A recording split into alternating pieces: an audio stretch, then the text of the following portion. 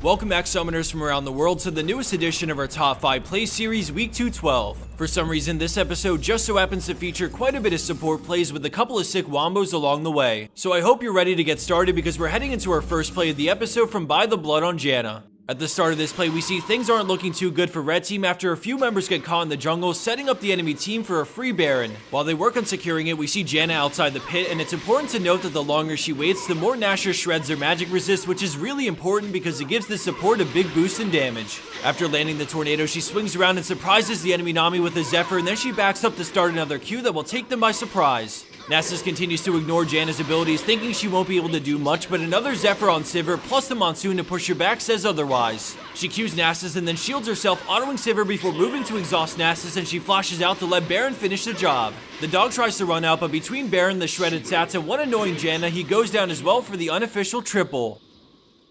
Our next play from Bartiano and Leona lands in at our number 4 spot because of its excellent display of teamwork in a high diamond elo match. A good gank from Lee Sin leaves so many enemy players at low health, but Leona feels confident they can scoop up some kills and decides to E-flash in, marking all 3 of them, but her teammates are lagging behind a bit too far, so no kills are converted. She continues to chase, and right as they start to slip away, Thresh fires out a hook, but then Lee Sin lands his Q on Graves, and what follows can only be described as a solo Q miracle because everyone finds the right target to somehow get all 3 kills without anyone dying. Let's take another look at that in slow motion as we see Lee Sin land Sonic Wave on Graves, killing him while smiting Rammus for the slow as Corki Qs Thresh, and then Leona lands the guaranteed ult snipe on Rammus way in the back.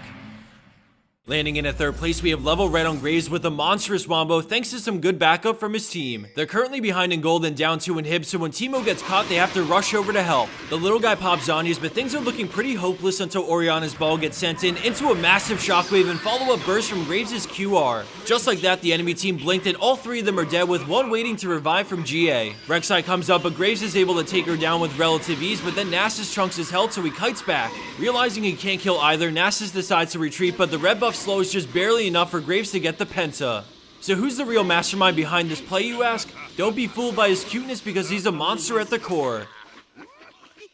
Moving along and into our number 2 spot, we have that kick on Lee Sin, living up to the name in such a satisfying way. With their Sion grouped up from top, Lee Sin is looking to make a pick so his team can get Dragon, which is about to respawn. The enemy team don't want to fight this, but Lee Sin sees an opening, war jump flash kicking Ezreal directly into the Sion Wrecking Ball. Katarina blows up Annie and then uses the reset to clean up the quad and basically the game off of the back of that engage. Let's rewind that back for a second to see what a fantastic kick that was, directly into the Sion ult as Rek'Sai burrows over the wall just to get CC to meet the same fate as the rest of blue team. And for our number 1 pro play for this week, we have GR Vol'jin on Blitzcrank, but props to his teammates as well because Blitz without follow-up can't really do all too much. We see Xerath poking them in mid, but then red team collapses as they pull off the ballistic combo to yank Xerath all the way back, chain CCing him while they burst him down. With no cooldowns up, he looks to position for where he's going to be needed next, but he thinks Kalista will go to Braum, but she peels back to get on Vi, so he follows her lead. After the power fist, he notices Kennen is in trouble, so he rushes right over, getting there just in time to block the Braum Q, which would have surely finished him off. Kalista is by his side now, so they get on Braum, and when he flashes, Kalista's auto attack also hits Jinx because of Hurricane, allowing the Ren to slow for Blitzcrank's hook to nab another one. He begins to recall, but then another challenger approaches, so he wastes no time and takes off towards Kalista, avoiding the ult and surviving Sion's Q. Summoner heal goes off, but then Sion decides to flash forward, but between the heal from facing the mountain charges and the potion he had going, Blitzcrank survives Sion's Sunfire Cape and gets away. After some fantastic team fighting, he takes the victory run with Kalista as his team cleans up Sion for the ace.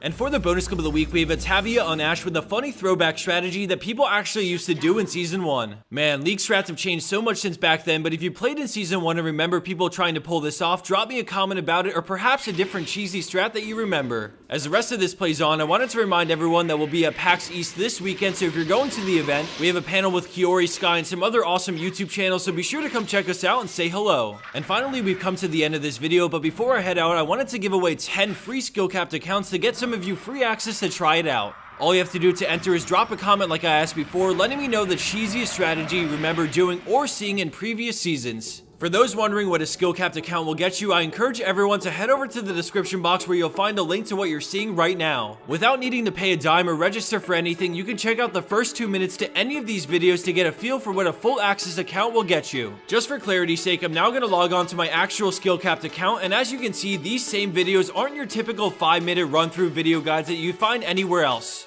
All of these are really rich in information, so you can be sure that whatever you're trying to learn will be taught to you without being condensed down to a quicker format. Thanks everyone for watching. Be sure to explore more of SkillCap by following the link just down below, and don't forget to drop that comment to enter the giveaway while also fulfilling my nostalgic needs. Take care, and I hope you enjoyed.